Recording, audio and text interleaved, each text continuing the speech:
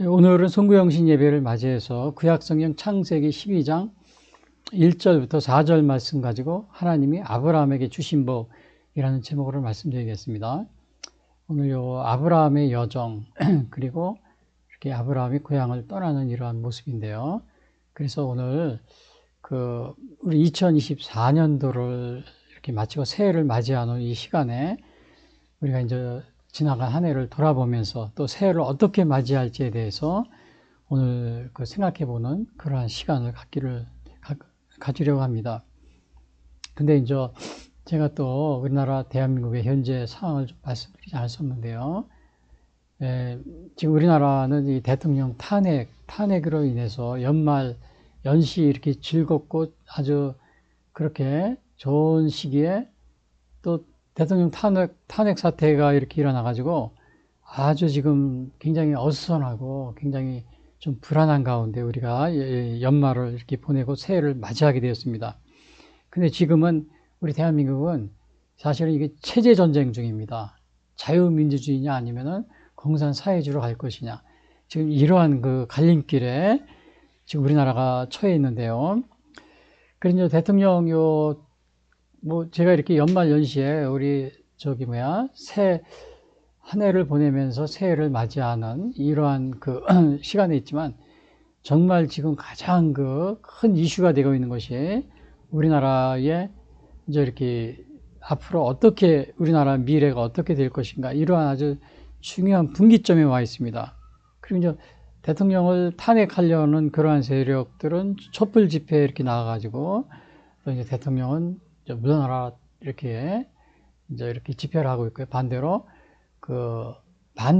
탄핵을 반대하는 이러한 사람들이 또 모여서 그 사람들의 주장에는 자유민주주의를 지키겠다 이렇게 외치고 있습니다.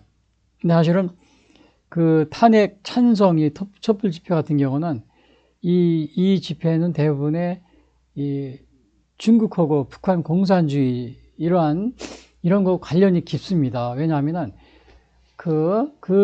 지금 현재 우리나라도 보면 8년 전에도 박근혜 대통령이 탄핵이 됐어요. 7년 전인가 6년 전에요. 그때도 보면은 아주 공통점이 있습니다. 자유민주주의를 지키려는 이러한 정치인들을 탄핵하려고 하고, 촛불을 들고 나오고, 또 공산사회주의를 추종하는 이러한 사람들은 반대로 이제 이렇게 또 탄핵하려고, 이렇게 반대편에 선 자유민주주의를 지키는 정치인들을 탄핵하려고 하고, 이제 그러한 이렇게 패턴이 있습니다.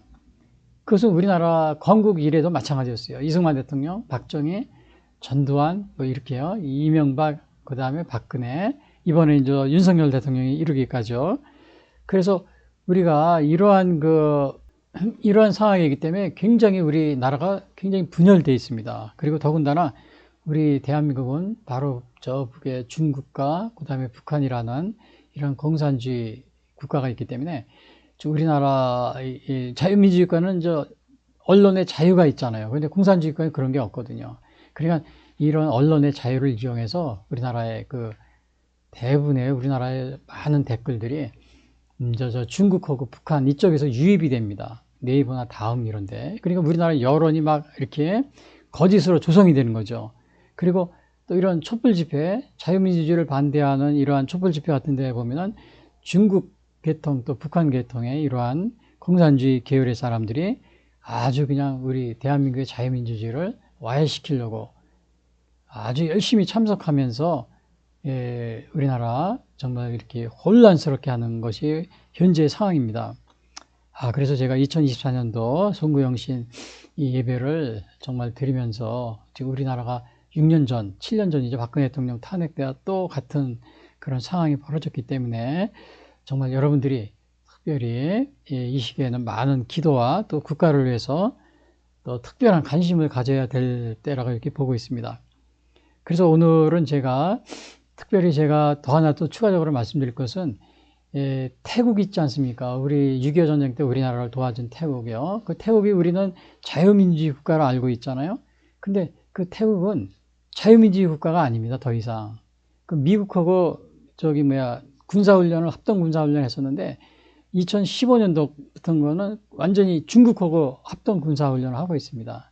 그리고 중국하고 가까워졌어요. 그래서 그게 뭐 어떻게 왜 그렇게 됐냐면은 지금 그 중국의 이러한 그 여론이라든지 또 댓글이라든지 또 이렇게 막 하는 것이 선거라든지 이런 것에 그 중국 공산당들이 많이 이렇게 개입이 됐습니다. 그러니까 정치인들이 공산주의 쪽 정치인들이 거의 다 당선이 됐어요. 7, 80%가. 그러니까 어떻게 돼? 그런 친중 노선을 이렇게 하는 겁니다. 그래서 그 태국 같은 경우는 그 아주 그냥 그 뭐라 그러나 이 여론이라든지 분위기라든지 중국하고 비슷합니다. 중국하고 비슷해요. 그래서 완전히 공산 사회주의로 지금 막 이렇게 흘러가고 있는 것이 태국 상황입니다. 우리나라도 마찬가지예요. 그래서 여러분들이 특별히 그 여론 조작, 중국과 북한의 그 우리나라 그 댓글이라든지 댓글을 통해서 그 여론 조작하는 거 있죠. 그 다음에 이제 이렇게 막 이상한 뉴스를 퍼뜨리고 그래서 우리 국론을 분열시키고 이러한 공작 또 부정선거를 통해 가지고는 이렇게 부정선거를 통해서 컴퓨터 해킹한다든지 이렇게 통해 가지고 저 친공산주의 정치인들을 많이 당선시켜서 우리나라를 어떻게 돼 분열시키고 또 공산화를 이끌려고 하는 그러한 정책을 펴고 있습니다. 그래서 여러분들이 그러한 것에 현혹되지 말고 정신을 똑바로 차리고 우리 정말 자유민주주의를 굳건히 지켜야 되는 그러한 시기이기도 합니다. 그래서 오늘은 제가 아브라함의 소명이 나타난 이 하나님의 축복과 관련해서 특별히 이 하나님의 축복을 무시하는 이 공산주의자들을 이거를 경계해야 하는 그 이유를 아울러 제가 좀 말씀드리려고 합니다. 정말 우리나라가 지금 이렇게 또 2024년도 연말에 아주 정치적으로 굉장히 그 혼란스러운 가운데 있기 때문에 제가 이렇게 또 아브라함을 통해서 과연 우리가 공산주의자들이 아브라함의 축복을 이렇게 그런 거를 무시하는 공산주의자들을 어떻게 경계해야 되는지 그걸 제가 중점적으로 지금 제가 말씀드리려고 합니다.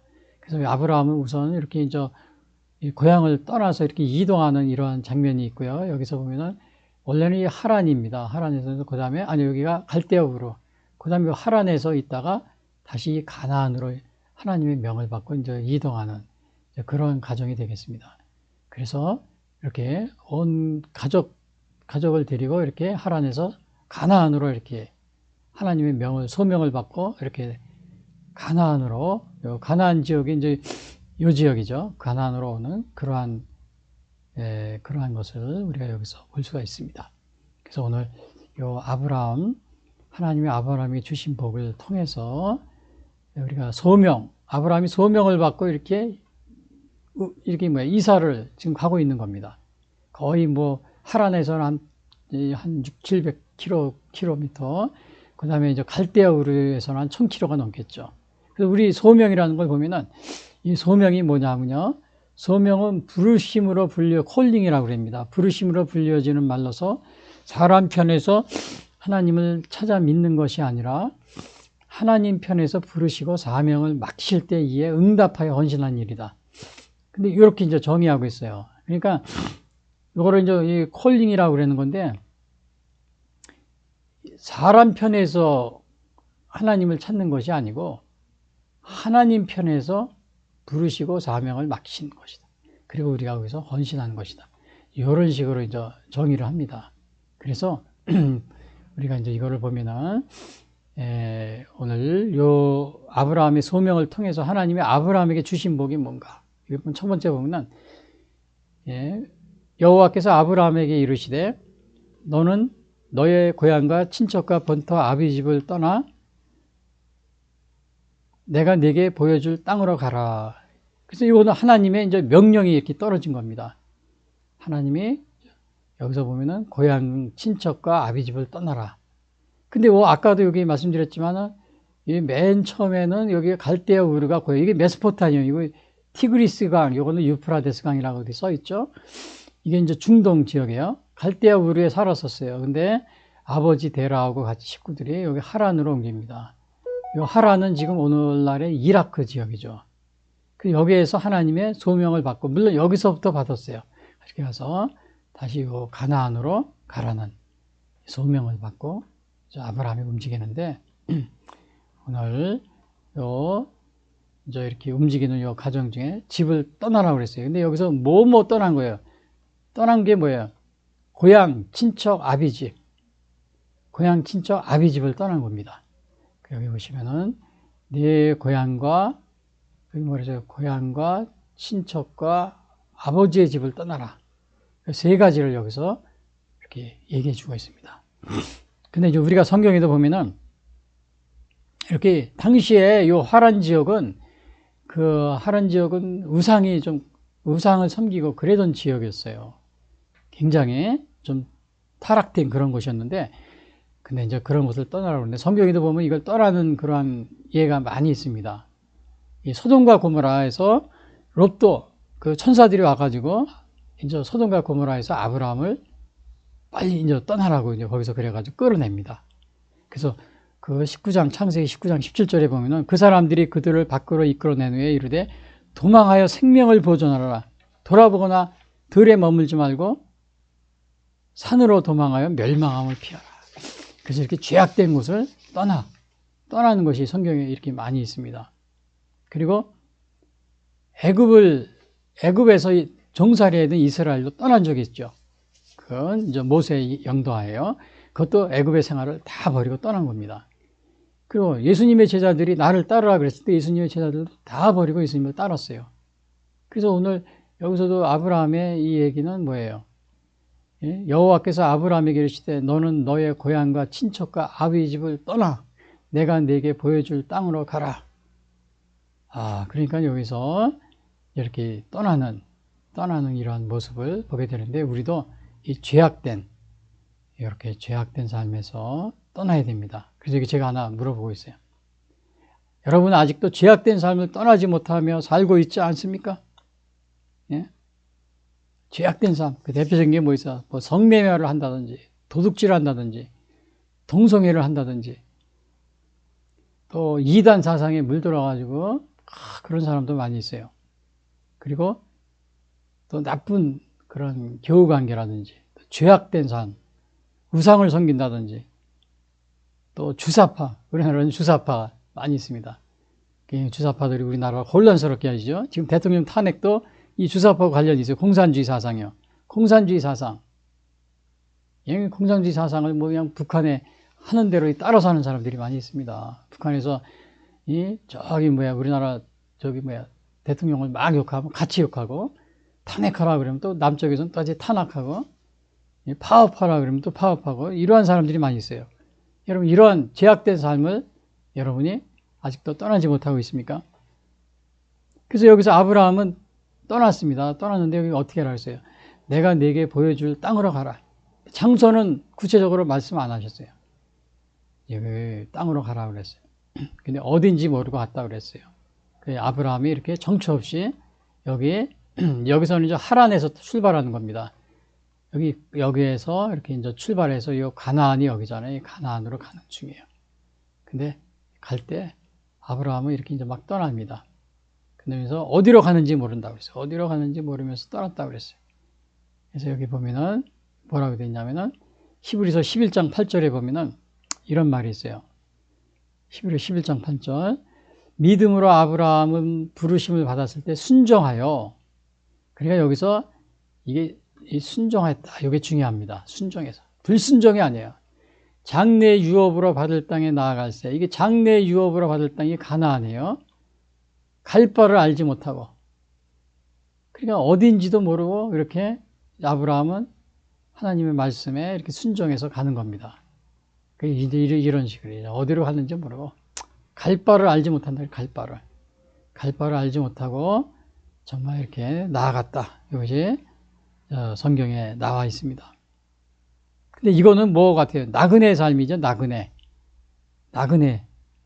사실은 우리가 살고 있는 우리 삶 자체가 나그네 인생이라고 그랬잖아요. 나그네 인생. 우리 성경에도 보면 대표적으로 이렇게 이건 뭐 아브라함도 지금 나그네 인생 이렇게 막 갈 바를 알지 못하고 갔다 그랬잖아요. 우리 성경에 보면 대표적으로 이 나그네 인생을 살았던 분이 있어요. 그분이 누구냐면 야곱입니다. 예? 여기 나그네라고 제가 여기 써놨죠. 나그네는 뭐예요? 자기 고향을 떠나 잠시 머물러 다른 곳에 잠시 머물러 떠도는 사람을 나그네라고 그래요. 근데 이 대표적인 사람이 누구냐 하면 야곱이 있어요. 근데 이 야곱이 있는데, 이제 야곱이 그 가뭄을 피해서 요셉이 국무총리 있는 애굽으로 갑니다. 그래서 바로 왕 앞에 섰는데 바로가 물어봐요. 이것저것 물어보니까 여기서 보죠. 바로가 야곱에게 묻되 네 나이가 얼마냐? 야곱이 바로에게 이르되 내 나그네 길의 세월이 130년이다. 그래서 뭐라 그랬어요? 나그네 길의 세월이라고 그랬죠. 그래서 우리가 여기서 보면은 우리 야곱이 아주 이렇게 구약 성서에 보면은 나그네 삶을 정말 굉장히 나그네 삶을 사는 사람이 바로 야곱이에요. 예를 들어 가지고 그 형 에서의 그 장자권을 축복을 받고서는 형이 에서가 죽이려고 그러니까 하란으로 도망갑니다. 아까 여기 했던 요 하란이에요. 하란 여기로 이제 도망을 갑니다.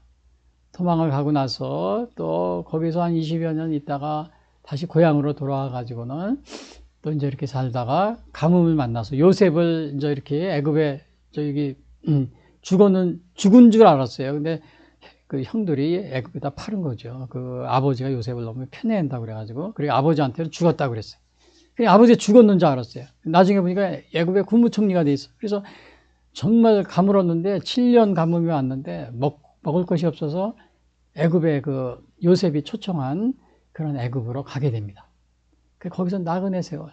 거기서 죽습니다. 죽고서 다시 이제 또 애굽에서 나올 때는 이제 이렇게 다시 시체를 또 가지고 또 나옵니다. 그러니까 얼마나 여기 130년이다 그냥 147세인가 돌아가셨어요. 그러니까 나그네 삶을 살면 아주 험한 삶을 살았다 그럽니다. 나중에 야곱이 그럽니다. 130년이다. 내 나이가 얼마 못 되니 우리 조상의 나그네 길에 연조에 미치지 못하나 험악한 세월을 정말 험악한 세월을 보냈습니다. 험악한 세월을 보냈어요. 그래서 혹시 여러분, 예, 제가 질문이 있죠. 나그네인 우리는 우리의 모든 인생을 하나님께 맡긴 채 앞으로 나아가고 있는가? 그러니까 우리는 나그네 삶이라고 그랬잖아요. 이 나그네라는 게 뭐예요? 예? 나그네라는 게 여기 제가 얘기했죠. 고향을 떠나서 다른 곳에 잠시 머물거나 떠도는 사람이야. 우리 인생은 나그네 인생이라고 그랬는데, 그러면 여러분들이 우리의 모든 인생을 하나님께 이 나그네 인생을 맡긴 채 앞으로 나아가고 있습니까? 하나님께 맡기고, 오늘 여기 아브라함은 하나님께 맡기고, 이렇게 고향도 떠나서 하나님께 맡기고 이렇게 나아가고 있습니다. 여러분들도 하나님께 맡기고, 앞으로 전진하는 그러한 여러분이 되시기를 바라겠습니다. 그래서 이제 그렇게 우리 인생은, 더군다나 우리 인생은 본향을 찾아가는 그러한 인생들입니다. 그래서 하늘 본향을 향해 가는 나그네라고 그럽니다. 특별히. 그래서 히브리서 11장에도 보면은 이런 말이 있어요. 이 사람들은 다 믿음을 따라, 이 아브라함을 얘기하는 거예요. 아브라함, 노아 이런 사람들이요. 믿음을 따라 죽었으며 약속을 받지 못했을 때 약속을 못 받았대요. 여기 보면은. 그러니까 이제 가나안으로 가면서도 그 땅을 가서 하나님이 오라고 그래서 갔는데 그 땅을 받지 못합니다. 후세대가 받게 됩니다. 그것들을 멀리서 보고 환영하며 또 땅에서 외국인과 나그네임을 증언하였으니, 또 나그네라고 그랬죠. 그들이 이제는 더 나은 본향을 사모하니 그 하늘에 있는 것이라. 그러니까 하늘 본향을 향해서 가는 나그네. 하늘 본향을 향해서 가기 때문에 바로 이렇게 정말 어려운, 하나님이 부르실 때 이 어려운 길을 또 정처 없이, 여기 뭐라 그랬어요? 갈 바를 알지 못하고 간다고 그랬죠. 갈 바를 아브라함이 그랬어요. 믿음으로 아브라함은 부르심을 받았을 때 순종하여 장래 유업으로 받을 땅에 나아갈 때 갈 바를 알지 못하고 나아갔으며, 그런 식으로 어딘지도 모르지만 순종하면서 이렇게 나아가고 있는 겁니다. 그래서 제가 여러분, 하늘 본향을 향해 가는 우리는 다 나그네입니다. 우리는 하늘 본향을 향해서 가는 나그네예요. 그렇기 때문에 우리가 정말 갈 바를 알지 못하지만 하나님이 우리에게 지시하는 하나님의 말씀에 순종하면서 살아가는 그런 것이 오늘날 우리의 이 땅에서의 삶의 목표가 되어야 됩니다. 목표가 되어야 돼요. 그래서 여기 보면은 또 제가 여기 질문했죠. 하나님이 우리에게 힘들고 어려운 명령을 내린다면 아브라함처럼 순종할 수 있는가? 근데 하나님이 아브라함에게 쉬운 그러한 명령을 한 게 아니에요. 여기서는 이 고향을 떠나라. 이것도 뭐 엄청 큰 일이죠. 여러분 생각을 해보세요. 고향과 친척과 아비 집을 떠나서 또 여기 하란으로 왔는데 또 여기서 떠나 가나안으로 이렇게 막 움직이고, 여러분 이게 힘들고 어려운 명령이죠. 쉬운 명령이 절대 아닙니다. 그런데 요거 후에 보면 또 아브라함이 하나님의 아들 독생자 이삭을 바치라는 그러한 또 명령을 내리십니다. 그러니까 그때 이게 순종하면서 아브라함이 이삭을 이렇게 제물로 바치려고 할 때 하나님이 막으십니다. 막으셔서 그래서 아브라함을 이렇게 시험하신 후에 아브라함에게 아주 큰 이렇게 믿음의 조상으로서 그렇게 삼아주시는 것을 보게 됩니다. 그래서 오늘 여기서 보면은 이렇게 하늘 본향을 향하는 우리 인생은 나그네이기 때문에 정처 없이 갈 바를 알지 못하지만은 우리가 이 땅에 사는 이 하늘 본향을 향하는 그러한 나그네 삶이라는 것을 우리가 꼭 명심하고 있어야 됩니다. 그러면 오늘 하나님이 이렇게 이제 어떻게 했어요? 고향과 친척과 아비 집을 떠나라는 하나님의 명령을 받았고 아브라함이 이렇게 이제 떠나게 되었죠. 그러면 오늘 두 번째로 하나님이 아브라함에게 주신 복이 뭐냐? 여기에 이제 본론이 여기에 있습니다. 여기 보면은 이렇게 되어 있어요. 내가 너로 큰 민족을 이루고 네게 복을 줘 네 이름을 창대하게 하리니 너는 복이 될지라. 너를 축복하는 자에게는 내가 복을 내리고 너를 저주하는 자에게는 내가 저주하리니 땅의 모든 족속이 너로 말미암아 복을 받을 것이니라 하신지라. 그래서 요거는 2절에 이렇게 보시면은 내가 너로 큰 민족을 어떠한 복을 주셨나 보세요. 내가 너로 큰 민족을 이루고 네게 복을 주어 네 이름을 창대하게 하리니. 그래서 여기서는 첫 번째는 무슨 복이 있어요? 큰 민족을 이루게 하신다는 그 복을 주십니다. 큰 민족. 여기 보면은 첫 번째 어떤 복을 주세요? 큰 민족을 이루게 해주겠다. 근데 민족을 이렇게 하려면 자녀가 있어야 되잖아요. 당시에 아브라함은 자손이 없었어요. 자손이 없는데 어떻게 큰 민족을 이루는 그런 복을 받을 수 있어요? 그러니까 아브라함이 하나님의 말씀을 듣고는 너무 이상해가지고 오히려 이렇게 얘기합니다. 창세기 15장에 보면은 이렇게 아브라함이 하나님한테 이런 말을 합니다. 아브라함이 이르되 주 여호와여 무엇을 내게 주시려 하나이까? 나는 자식이 없사오니 나의 상속자는 이 다메섹 사람이라. 자기 엘리에셀이다. 자기 종밖에 없다는 거예요. 종한테 주라고 그러는 겁니다. 자식이 없다 그래서 자식이.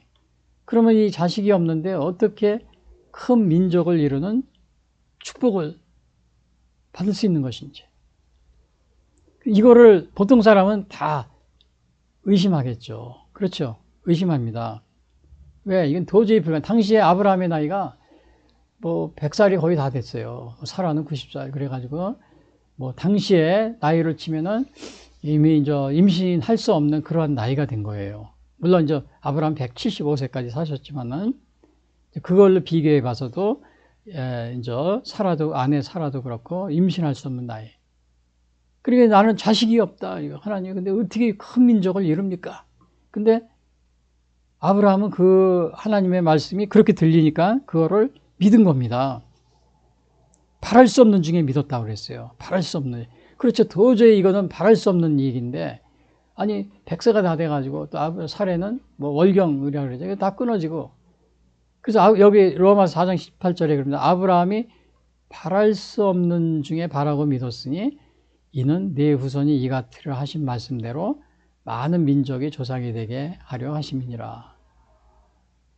그러니까 이게 바로 도저히 불가능한 것이지만 하나님이 그런 약속을 해주시니까 그거를 도저히 불가능한 거지만 그거를 아브라함이 믿었다는 겁니다. 그걸 아브라함이 믿은 거예요. 여러분, 이게 보통 우리는 우리 아브라함과 같은 믿음을 이게 아마 갖는 거 쉽지 않을 겁니다. 저부터도 이게 상식적으로 안 맞으면은 앞뒤를 이렇게 딱 계산해가지고 상식적으로 안 맞으면은 우리가 이건 불가능해. 도저히 이거는 할 수가 없는 거야. 이렇게 생각하고 결론을 내리는 것이 많이 있죠. 도저히 바랄 수가 없는 중이에요. 바랄 수 없는 중이에요. 그래서 오늘날도 보면은 이 우리 성경에 나와 있는 많은 기적들을 보고 사람들이 이건 도저히 불가능한 거야. 이거는 꾸며낸 얘기야. 이거는 신화야. 막 이런 식으로 다 얘기합니다. 그러나 뭐 동정녀 탄생 이런 것도 에이 그런 거는 있을 수 없는 일이야. 마땅해. 그러나 여기서 우리가 이 아브라함 경우도 보면 여기 뭐야.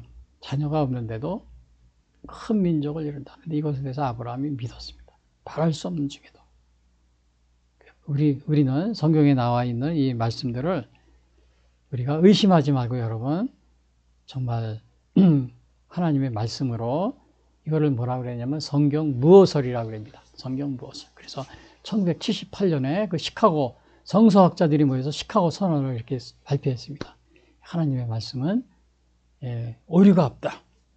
오류가 없다. 그렇게 하면서 하나님의 말씀은 그 전적으로 하나님의 영감에 의해서 쓰여진 것이다. 그래서 성경 무어설이라고 합니다. 그 보통 사람들은 그런 얘기하면은 아이 그런 게 어딨어. 다 예? 우리가 적당히 믿어야지. 뭐 이렇게 얘기합니다. 여기서 아브라함도 바랄 수 없는 중에 하나님의 말씀이기 때문에 믿었다는 사실. 우리가 성경에 나와 있는 그런 말씀들을 우리가 의심하지 말고 이렇게 받아들이는 그런 자세가 중요합니다. 그래서 그 뒤에 보면 아브라함에 대한 거기 때문에 내가 또 여기 또 써놨는데 여기 보면요. 이제 그가 100세나 되어 그래서 왜 바랄 수가 없냐면 100세가 됐잖아요. 100세. 100살이라는 겁니다. 100세가 되어 자기 몸이 죽은 것 같고 사라의 태도 죽었다고 그랬어요. 사라의 태도. 근데도 믿음이 약해지지 않았다고 그랬어요. 믿음이 약해지지 않냐고. 그 다음에 믿음이 없어 하나님의 약속을 의심하지 않고 믿음으로 견고해져서 하나님께 영광을 돌리며 약속하신 것을 또한 능히 이루실 줄 알고 확신하였으니 그러므로 그것이 그에게 의로 여기셨느니라. 그래서 아브라함이 하나님을 믿은 것이 의입니다. 그래서 구약에는 율법이 있잖아요. 율법이 있어도 예수님이 왔을 때 많은 그 율법 학자들이 이런 사람을 나무랬습니다. 막 비난하고 칭찬하지 않고. 왜냐? 믿음이 없기 때문에 그랬어요. 믿음. 그러나 여기 아브라함은 율법이 있어도 사람들이 구원을 받지 못하는 것은 율법이 없기 때문에 아니고 믿음이 없기 때문에 구원을 받지 못하는 거예요. 오늘날도 복음이 있지만은 사람들이 구원을 받지 못하는 것은 복음은 알고 있지만 복음을 믿지 않기 때문에 구원을 받지 못하는 그런 거고 마찬가지입니다. 구약시대의 아브라함은 하나님이 그 구약시대에는 복음이 없었잖아요. 복음이 없지만 하나님을 믿는 그 믿음을 의로 여기셨다 그러죠. 그러므로 그것이 그에게 의로 여기셨다. 하나님을 믿는 구약시대 사람이 구원을 못 받는 것은 복음이 없기 때문에 못 받은 게 아닙니다. 율법이 있었지만 율법에서 하나님을 믿는 믿음이 없기 때문에 그것 때문에 못 받은 겁니다. 복음이 없기 때문에 못 받은 것이 아니고 그래서 오늘 여기서 그 아브라함의 이런 것을 볼 수 있고요. 그래서 이제 여기 보시면은 그 4개의 복을 지어 두 번째는 뭐예요? 첫 번째는 큰 민족을 이루는 축복. 사실은 바랄 수 없는 중에도 아브라함은 이것을 믿었습니다. 그 당시 이삭이 태어나기도 전에요. 이삭이 태어나기 전인데도 이렇게. 그 다음에 두 번째 축복은 뭐냐면 이름을 창대하게 하는 축복입니다. 첫 번째는 큰 민족을 이루는 축복, 두 번째는 이름을 창대하게 하는 축복. 그 이름이 창대하게 한다는 것은 뭐예요, 이거는? 그 유명해지게 한다, 유명. 그렇죠? 그 유명하게 해지고, 그 다음에 사람에게 이름이 널리 알려지게 하고, 그 사람 누구 그러면 사람들이 다, 야, 대단한 사람이야, 뭐 이런 식으로요. 근데 아브라함은 어떻게 해서 창대해졌냐면, 하나님의 친구라고 이렇게 칭호를 받았습니다. 여러분, 친구인데 하나님이 친구가 하나님을 친구라고 이렇게 가까이 해준다면 그게 얼마나 이게 축복입니까? 또 하나님의 종이라는 그런 칭호를 얻어요. 시편 105편에 보면. 그 다음에 열국의 아버지다. 열국의 아버지다. 그러한 칭호도 받습니다. 그래서 그 다음에 열국의 아버지라고 그러는데 요거 열국의 아버지는 창세기 17장에 보면 제가 거기 읽어드릴게요. 보라 내 언약이 너와 함께 있으니 너는 여러 민족의 아버지가 될지라도 이제후로는 내 이름을 아브라함이라 하지 아니하고 아브라함이라 하리니 이는 내가 너를 여러 민족의 아버지가 되게 합니다. 이건 바로 그 아브라함은 열국의 아버지가 되는 그러한 축복을 받게 됩니다. 그리고 이것은 예수님의 그 마태복음 1장의 선지자라는 그러한 또 축복을 받게 되고요. 창세기 10장, 그 다음에 예수 그리스도의 조상이 되는 축복. 그래서 열국의 아버지가 된다는 거예요. 아브라함과 다윗의, 마태복음 1장에 아브라함과 다윗의 자손 예수 그리스도의 세계라. 이렇게 나오죠. 그래서 여기 보면은, 여기 이제, 여기에 아브라함이 나오잖아요. 아브라함과 다윗의 자손이다. 그러니까 이게 이름이 얼마나 창대케 한다는 하나님의 말씀이 여기 임한 거를 우리가 볼 수가 있습니다. 이름을 창대케 해주신다. 예. 그리고 여기 또 이제 여기 보면은 요게 3절에, 요게 이제 3절에는 이런 말이 있습니다. 너를 축복하는 자에게는 내가 복을 내리고 너를 저주하는 자는 내가 저주하리니 땅의 모든 족속이 너로 복을 받을 것이야. 이런 게 있잖아요. 그래서 여기 보면은 영적인 축복을 주는 겁니다. 영적인 축복. 이거는 첫 번째 축복은 뭐라 그랬어요?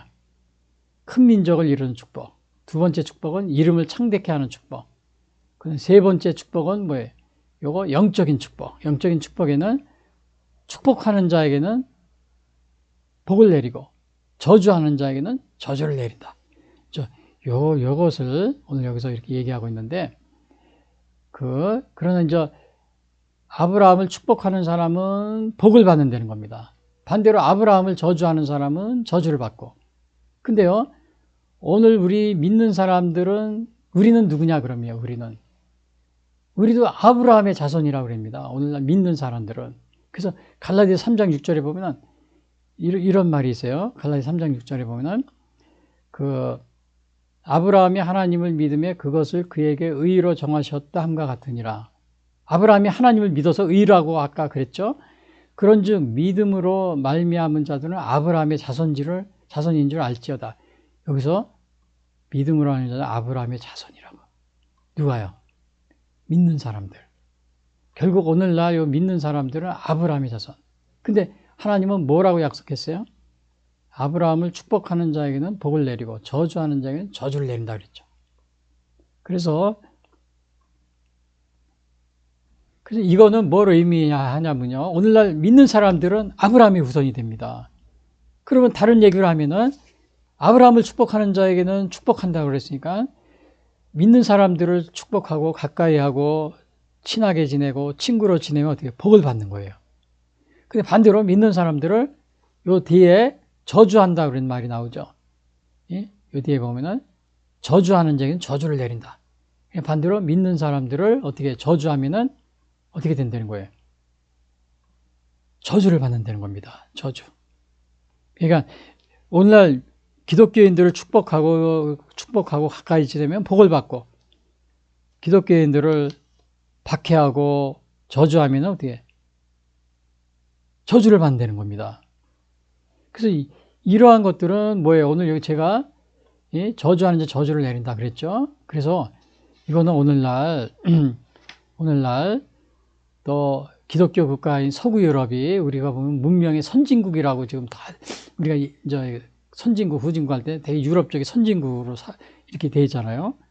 그리고 이제 이 공산주의 같은 경우는 이렇게 무신론에 입각해가지고 계급투쟁, 폭력혁명 이런 걸 입각해가지고 하나님 믿는 사람들을 가까이 안 하고 또 오히려 이렇게 박해하고 막 그럽니다. 그러면 어떻게 돼요?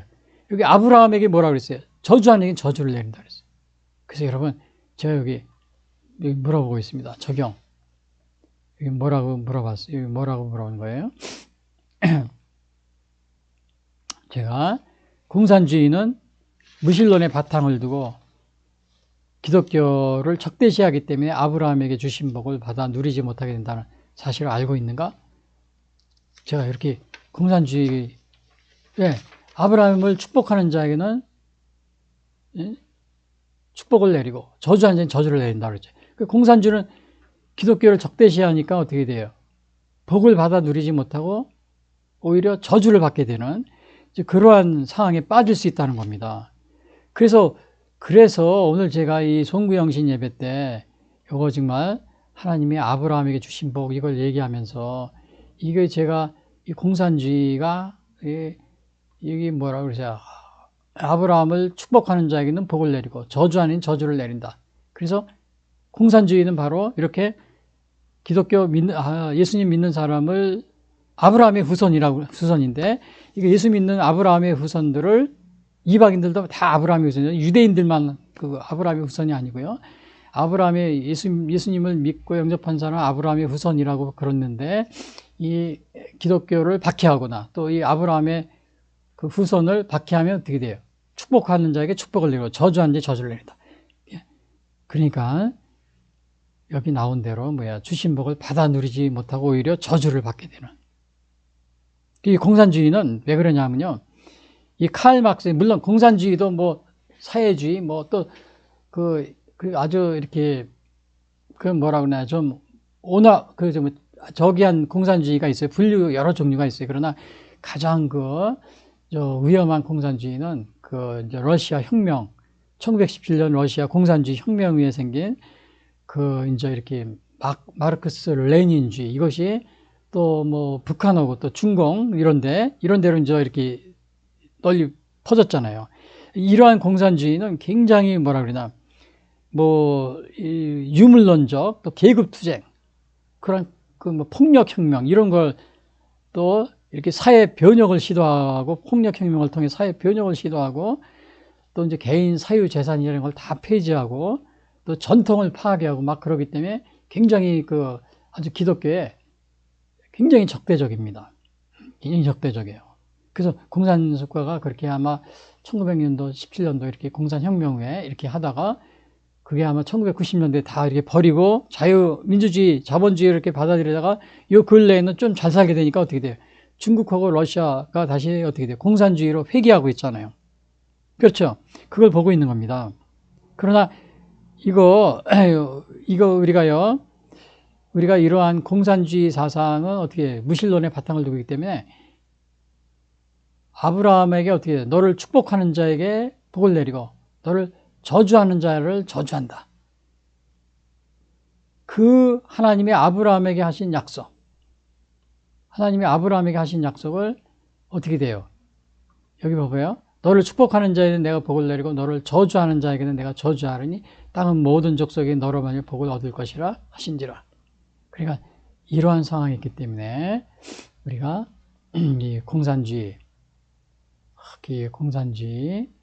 요 사상을 조심해야 된다는 이러한 것을 우리가 꼭 요거 명심을 해야 됩니다. 그리고 특별히 우리나라 이 탄핵 이런 사태를 맞이해서 우리 대한민국에도 특히 이제 이렇게 중국하고 교류가 이렇게 많아지고 이렇게 하다 보니까는 많은 중국인들이 우리나라에 한 100만 이상이 살고 있습니다.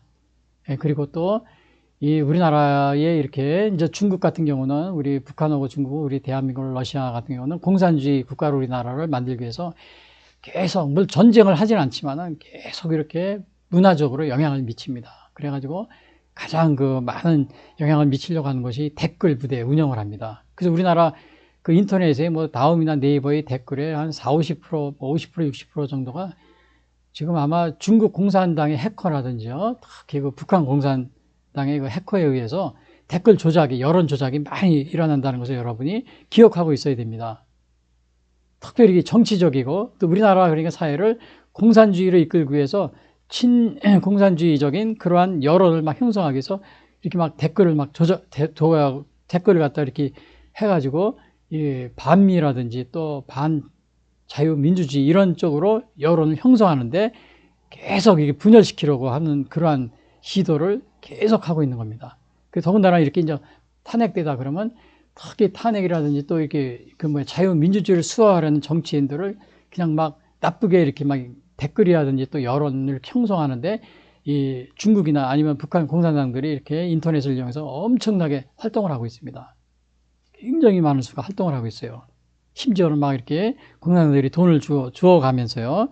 그렇기 때문에 우리가 그러한 공작에 휩쓸리면 안 되겠죠. 특별히 탄핵 같은 때는 뭐예요? 박근혜 대통령 탄핵 때도 자유민주주의에 가깝잖아요. 사드를 설치하고. 그러니까 중국에서는 어떻게 했어요? 이게 적으로 생각하는 거예요, 북한도. 그러니까는 막 탄핵하는데 이 한국에 있는 중국인들을 통해서 막 탄핵 촛불 집회에도 막 참가시키고 또 댓글 여론 조작도 해가지고 이렇게 탄핵이고 근데 그런 공작을 해왔는데 특히 이제 인터넷 또 이제 이렇게 전산 서버 해킹을 통해서 우리나라 선거관리위원회 이런 데 침투해가지고는 어떻게 하겠어요? 친중, 공산주의에 친한 정치인들을 많이 당선시키려고 이렇게 막 하겠죠. 그런 식으로 계속 이런 게 이어져 온 것이 아마 이 선거관리에서 발표하는 그 통계 자료나 이런 걸 보면은 해킹의 흔적이라든지 아니면은 이렇게 전산 조작의 흔적이 나타나 있습니다. 그래서 그거를 밝히기 위해서 이번에 윤석열 대통령이 이거를 계엄을 선포해서 선거관리위원회를 압수수색하려고 하는데 정말 이게 시간상 이렇게 완전하게 하지 못했지만요. 그래서 박근혜 대통령 이에 이어서 윤석열 대통령 또 탄핵한다 그러니까 이 촛불 집회에 많은 이 공산주의 그러한 이러한 그 중국계라든지 이런 중국이라든지 아니면 이런데 또 북한을 추종하는 이러한 주사파라든지 친중 이러한 사람들이 어떻게 하겠어요? 촛불 집회에 나오는 겁니다. 한국인 같이 하면서 우리나라에 보면 한국말하는 중국인들 엄청 많습니다. 조선족이 엄청 많이 들어와 있어요. 조선족은 한국말 하니까 우리 민족이냐? 그렇지 않습니다. 여러분, 조선족들은 완전히 공산주의 그런 세뇌 교육을 받고 자란 사람들이기 때문에 우리가 한국말 한다 그래서 우리 민족이네? 그렇게 생각하면 안 됩니다. 해외에 있는 우리 이민간 우리 동포들은 정말 한국인입니다. 애국심도 강하고. 그러나 중국에서 온 이 조선족들은 그렇지 않습니다. 한국말 하지만 우리 같은 민족으로 보면은 큰 어려움을 당하게 됩니다. 본바탕은 중국 공산주의 사상이 완전히 자리 잡은 그런 사람들이기 때문에 여러분들이 그걸 꼭 명심하고 있어야 돼요. 그래서 그런 사람들이 한국말 하면서 촛불 집회, 탄핵 집회 이렇게 나와서 뭐 대통령 뭐라 그러는데 같이 합세하고 또 댓글을 조작하고 그러는 겁니다. 그래서 여러분들이 이 공산주의는 무신론의 바탕을 두고 기독교를 적대시하기 때문에 자유민주주의 체제를 지지하고 옹호하는 정치인들을 계속 혐오하는 그런 여론을 조성하고 또 그렇게 이제 행동을 하게 됩니다. 그래서 우리가 그런데 소원하면 안 되겠죠. 이번에 박근혜 대통령에 이어서 윤석열 대통령 탄핵도 마찬가지입니다. 거의 유사한 패턴으로 지금 가고 있습니다. 그래서 우리가 이제 이제 제가 이것은 뭐 근거 없는 뭐 이렇게 음모론이냐? 그게 아닙니다. 여기 보시면은 이게 중국 공산당 이게 성경 조작해 예수님을 살인자로 만든 이러한 것도 성경책을 따로 이렇게 만듭니다. 그리고 중국에 있는 교회들도 있잖아요. 그런 데는 중국 공산당 이념을 따르지 않거나 또 시진핑 사진을 걸어놓지 않고 그러면 막 폐쇄시킵니다. 그리고 이 근래에는 중국 공산당이 성경을 보니까는 자기들 체제에 유리하게끔 조작을 해가지고는 따로 출판합니다. 그 예수님에도 살인자로 묘사하는 이제 그렇게 해가지고도 이렇게 출간하는 그런 성경책도 또 출간합니다. 그래서 우리가 이렇게 정말 공산주의는 조심해야 되는데 이게 왜 조심해야 되느냐? 이러한 공산주의를 따라가게 되면 어떻게 돼요? 우리가 저주를 받는 거예요. 왜? 아브라함에게 그랬잖아요. 너를 축복하는 자에게는 내가 복을 내리고 너를 저주하는 자에게는 내가 저주하리니 땅의 모든 족속에 너로 말미암아 복을 받을 것이라 하신지라. 그러니까 이렇게 아브라함의 후손을 저주하는 우리 믿는 사람들은 아브라함의 후손입니다. 저주하는 자를 가까이 지나면 싫어하고 저주하는 자를 가까이 하면 어떻게 저주받는 거예요. 그렇기 때문에 여러분들이 이 중국 공산주의나 북한 공산주의를 따라서 가서는 안 된다는 겁니다. 그렇게 따라가면 안 돼요. 그래서 자유민주주의를 이러한 국가들하고 가까이 하려고 그러고 대표적인 게 뭐 서유럽이라든지 또 미국이라든지 이런 나라들이요. 왜? 하나님의 이 말씀에는 1.1억도 틀리는 게 없습니다. 저주받습니다. 여러분들이. 그래서 제가 이렇게 말씀드리는 게 뭐 뜬금없이 왜, 중국은 우리 이웃에 있는데 왜 이웃에 가까이 지내지? 왜 그래? 그렇죠. 그 이웃이니까. 그러나 우리가 조심해야 되는 거는 아브라함을 저주하기 때문에 우리가 같이 따라가다가 같이 저주를 받기 때문에 조심하라는 겁니다. 같이 저주를 받기 때문에. 그래서 이러한 영적인 또 마지막에 보면은 요게 이제 물질적 이렇게 이제 그러한 이게 뭐예요? 영적인 축복에서는 아브라함을 축복하는 자에는 복을 내리고 저주하는 자는 저주를 내린다.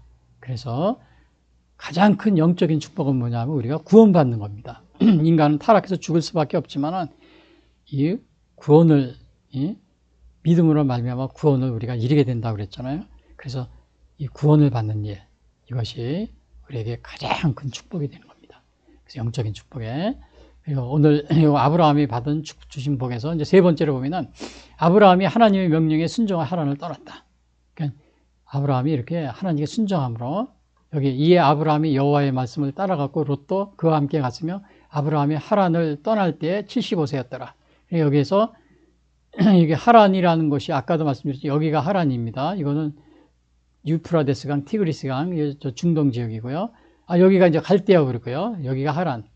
여기에서 이제 가나안으로 여기 가나안이죠. 여기 애굽이고요. 이쪽으로 가라는 그런 하나님의 소명을 부르심을 받고 그쪽으로 가게 되는. 근데 그걸 아브라함이 내가 너무 멀은데요. 나 여기 가족도 있고 친척도 있는데 여기 살기 좋은데요. 저 미국 같으면 미국에서 한국으로 가라 그러면 보통 사람 가기 싫은데요. 내가 여기 참 살기 좋고 그런데 대부분의 그런 미국 이민 간 사람이 초기에는 그렇게 많이 해서 미국을 갑니다. 나중에 한 10년, 5년 이상 되고 10년 되면 절대 한국에 올라오고 그러질 않아요. 왜? 좋다고요. 이 아브라함도 마찬가지였겠죠. 여기가 문명이 더 발달한 지역이었는데 이런 시골로 내려가라 그러니까 그게 마음에 내키겠어요. 그러나 아브라함은 이렇게 이제 가나안으로 향합니다. 갈 바를 알지 못하지만. 그래서 이거는 행동으로 보여줘요. 만약에 아브라함이 여기서 하란에서 예 가겠습니다 그리고 행동으로 보여주지 않고 그냥 눌러앉으면 어떻게 돼요? 소용없는 거죠. 그래서 행동으로 움직이는 게 중요하다. 이렇게 이제 제가 여기 봐요. 행함으로 믿으니 온전해진다 그랬죠. 그 야고보서 2장 21절에 나옵니다. 우리 조상 아브라함이 그 아들 이삭을 제단에 바칠 때 행함으로 의롭다 하심을 받은 것이 아니냐? 내가 보거니와 믿음이 그의 행함과 함께 일하고 행함으로 믿음이 온전하게 된다 그랬어요. 온전하게. 여기 온전이라는 말 썼죠. 퍼펙트. 온전하게 된다요. 그래서 야고보서는 행함, 믿음으로만 구원받는 게 아니고 믿음으로만은 아니다. 행함으로도 행함으로 받는다. 이런 얘기도 있어요. 그러나 원래 뜻은 행함으로 구원을 받고 믿음으로만은 아니다. 그런 뜻이 아니고 요겁니다. 행함으로 믿음이 온전하게 된다. 그런 뜻이에요. 그러니까 우리가 그 사람이 진짜 믿음이 있는지 없는지 보면은 그 행동을 보면 알 수 있다. 그래서 아브라함도 가라 그러니까 행동으로 이렇게 옮긴 겁니다. 만약에 행동으로 옮기지 않았으면은 아브라함의 믿음은 어디 거짓으로 판명되는 거죠. 그래서 행함으로 믿음이 온전하게 된다. 그렇게 결국은 아브라함은 이게 뭐예요? 나그네가 된 겁니다. 나그네. 아브라함은 나그네 인생이 된 거예요. 나그네. 그래서 여기서 보면은 아브라함이 이렇게 움직였을 때 75세였습니다. 75세면은 이게 완전히 이제 인생의 최정성기. 그때 175세까지 살았으니까 우리 나이로 하면 한 30, 40대가 이렇게 되는 겁니다. 그때로 이렇게 비교해 보면은. 근데 이제 이 75세 나그네 생활하는 거예요. 제일 바쁠 때, 열심히 일할 때. 네? 이때 이제 하나님의 그때 부르셨으니까 그때 움직인 거예요. 하나님의 뜻을 따라서. 여러분들도 한참 일할 만한 나이에 여기 이제 한국에 있는데 30, 40대 좋은 직장하고 있는데 미국에서 와라 그러면 여러분 가고 싶어요? 안 가고 싶어요? 안 가고 싶죠. 아무리 미국이라도. 또 미국에서도 한 30, 40대 좋은 직장이 있는데 한국에 와서 살아라 그러면 살겠어요? 안 가죠. 최전성기 때인데. 근데 아브라함은 정말 최전성기 때 하나님의 말씀을 따라가지고 이리저리 시간을 허비한 것처럼 보이지만은 나그네 같은 생활을 했는데 거기에 시간을 허비한 것처럼 보이지만은 어떻게 돼요? 왜 아브라함이 그렇게 움직였을까요? 그 움직인 것은 아브라함의 본향을 찾기 때문에 본향을 찾나. 우리는 다 나그네 같은 인생이지만은 외국인과 나그네임을 지금 여기 보면 히브리서 11장 1절 이 사람들은 다 믿음을 따라 죽었으며 약속을 받지 못하였을 때 약속 못 받았어요. 그 살았을 때 그것들을 멀리서 보고 환영하며 또 땅에서는 외국인과 나그네임을 증언하였으니 그들이 이같이 말하는 자기들이 본향 찾는 자예요. 그러니까 우리 인생은 아브라함도 마찬가지 인생은 다 이렇게 나그네입니다. 나그네. 근데 무슨 나그네냐? 본향을 찾아가는 나그네. 우리의 본향은 어디예요? 천국에 있는 거죠. 천국이 우리의 나그네입니다. 그래서 우리는 아브라함도 전성기 때 하나님의 명을 따라갔지만 결국은 나그네 생활을 했지만 그러나 그거를 아브라함이 후회했겠어요? 안 했겠어요? 왜? 본향을 하나님이 주시는 이 본향을 찾나. 이게 뭐예요? 천국. 다른 말로 하면 천국입니다. 하나님의 본향을 찾는 사람들이 목적이 있기 때문에 어떠한 경우에도 낙심하거나 후회하거나 그러지 않는 겁니다. 자, 그러면 우리가 자, 질문을 한번 해보겠어요. 여기서 보시면은 자, 하나님을 사랑한다고 하면서도 아직도 죄악된 삶에서 떠나지 못하고 있지 않은가? 자, 그렇죠? 아직도 죄악된 삶에서. 아브라함은 하나님이 떠나라 그러니까 완전히 다 버리고 자기의 우상을 섬기던 그런 하란에서 떠나서 또 갈대우를 떠나서 이렇게 왔습니다. 근데 여러분들은 어떻게 해요? 아직도 그런 죄악된 삶에서 떠나지 못하고 있지 않습니까? 제가 앞에서도 이거 똑같은 질문 한 적이 있는데 여러분도 내가 하나님을 믿는다고 해서 아직도 성매매 이런 것에 관여하고 있지 않아요? 또 음란한 일에 또 도둑질 하는 걸 계속하고 있지 않습니까? 또 교회 다닌다고 하면서 우상을 숭배하고 있지 않아요? 또 교회 다닌다고 하면서 동성애를 또 예? 이게 죄가 아니다 또 그러고 있으면서 계속 그러한 행위를 하고 있지 않습니까? 또 교회 나는 예수님 믿는다 그래서 주사파를 주사파는 왜 북한을 추종하는 게 공산주의를 추종하는 또 공산주의를 추종하거나 되게 이 공산주의 탄핵 요즘에 대통령 탄핵 촛불 집회였다 보니까 박근혜 대통령도 보니까 이 공산주의를 추종하는 사람들이 많이 그 탄핵 찬성 탄핵하라 그러는데 나오더라고요. 북한에서도 방송을 통해서 박근혜 년을 탄핵하라 막 그러니까 남쪽에서 똑같이 따라가지고 촛불 들고 나와가지고 박근혜 년을 탄핵하라 막 그러더라고요. 그 저기 얼마 전에 연이라고 그러더라고요. 북한 방송에서. 그러니까 남쪽에서 똑같이 따라서요. 이번에는 북한에서 윤석열을 탄핵하라 그러니까 또 남쪽에서 똑같이 윤석열을 탄핵하라 그러고 탄핵하고 있더라고요. 북한이 시키는 대로 합니다. 예? 북한에서 행정부를 마비시켜라 그러니까 국회에 있는 더불어민주당 국회의원들이 행정부를 마비시키기 위해서 한 20명을 국무위원들을 탄핵하고 있고요. 여러분이 지금 그런 걸 또 교회는 다닌다고 그러면서 신앙생활 한다고 그래서 교회 이렇게 또 뭐 기도도 한다고 그러고 막 그러기도 해요. 그러면서는 예? 아직도 죄악된 삶을 떠나지 못하고 있는 겁니다. 여기도 아직도 죄악된 삶에서 떠나지 못하고 있잖아요. 그런 걸 다 버려야 되죠. 특별히 중국 공산당이나 북한 공산당, 러시아 공산주의를 추종하면 어떻게 된다고 그랬어요? 저주를 받습니다. 여러분들이. 저주를 받아요. 왜? 아브라함의 후손이에요, 우리가. 근데 하나님이 뭐라고 약속했어요? 아브라함을 축복하는 자는 축복을 내리고 아브라함을 저주하는 자에게 저주를 내린다 그랬잖아요. 오늘 믿는 사람들은 아브라함의 후손인데 우리 믿는 이렇게 그러한 그 사람들을 이렇게 박해하고 또 반대로 이 공산주의를 추종하면서 뭐 탄핵이나 하려고 하고 그러면 어떻게 해서 저주를 받게 됩니다. 대표적인 나라가 태국입니다. 태국이 완전히 그냥 미국 군사 합동 훈련하고 있다. 6.25 때 우리나라를 도와주고 우리가 열심히 도와줬는데 거의 2015년도부터는 중국하고 가까워져 가지고 완전히 중국화가 됐습니다. 그래서 뭐라 그래나 중국하고 군사 합동 훈련도 계속하면서 뭐 중국이 큰 산 우리는 작은 산 그러면서요. 우리나라에도 그런 대통령이 있었죠. 그렇게 되면 어떻게 돼요? 저주를 받게 돼요. 저주. 왜? 아브라함에게 그런 약속을 해주셨기 때문에요. 그래서 혹시 여러분들이 탄핵 촛불 집회 이런 데 나가서 공산주의를 추종하는 사람들이 주로 많이 나오는데 주로 중국 계통도 많이 섞여 있습니다. 댓글 조작을 통해서 막 여론을 공산주의자들이 막 혼란을 시키고 있어요. 그런데 여러분들이 속고 넘어가면 안 되겠죠? 예? 그리고 부정선거. 특히 이제 우리나라를 공산하기 위해서는 공산당들이 중국이나 북한 공산당들, 러시아에서 가장 쉬운 방법이 뭐겠어요? 전쟁을 일으키면 곤란해지거든요. 힘들고. 그러니까 어떤 방법을 택하겠어요? 정치인들을 친중 정치인들로, 친공산주의 정치인들로 바꾸면 돼요. 그러기 위해서 어떻게 하겠어요? 여론을 조작합니다. 댓글 부대를 통해가지고. 그 다음에는 또 어떻게 하냐면 전산, 이렇게 해킹을 합니다. 그래서 전산을 해킹해서 거기에서 또 이렇게 승률을 조작해가지고 주로 친중 공산 정치인들을 많이 당선시키거나 이렇게 하는데 우리나라 선거관리위원회에서는 어떻게 그래서 이 서버를 압수수색한다 그러면 선거관리에서 60년 동안 계속 거부하죠. 절대 못하게 한다. 안 열어주죠.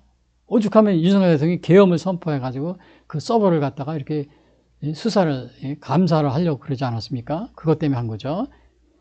그런데 우리나라에서는 이걸 뭐 내란으로 지금 국회에서 몰고 가고 국민들도 그러는데 여러분 이런 데 절대 속지 마시기 바랍니다.